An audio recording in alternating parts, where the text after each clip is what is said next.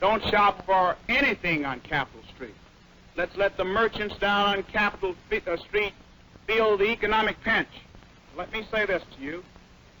I had one merchant to call me, and he said, I want you to know that I've talked to my national office today, and they want me to tell you that we don't need nigger business.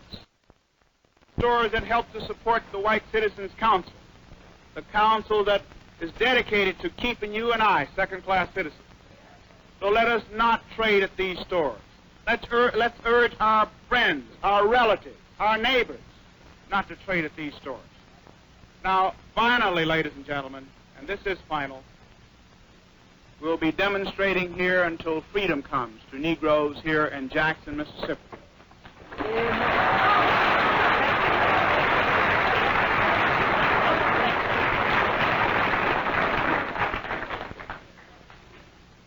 In late May, Evers had opened a full-scale direct action campaign against the almost total segregation of this city. This was a switch from the previous emphasis on court action. The movement lacked mass support from the city's 50,000 Negroes. Sit-in demonstrators at a lunch counter were doused with mustard and ketchup the first day. A white demonstrator and 2 Negroes were beaten. Jackson police used this violence as justification for instant arrest during later demonstrations. Policemen occasionally clubbed demonstrators and used a variety of other tactics designed to break their spirit. Negro prison trustees were often used to carry demonstrators into paddy wagons, as when the white chaplain from predominantly Negro Tougaloo College was arrested while leading a prayer meeting on the steps of the post office. Teenagers arrested during one protest march were loaded into new garbage trucks and taken to a makeshift compound set up at the state fairgrounds. The city had converted fair buildings into temporary prisons before, during the Freedom Rise, as a measure of confidence in its ability to contain demonstrations.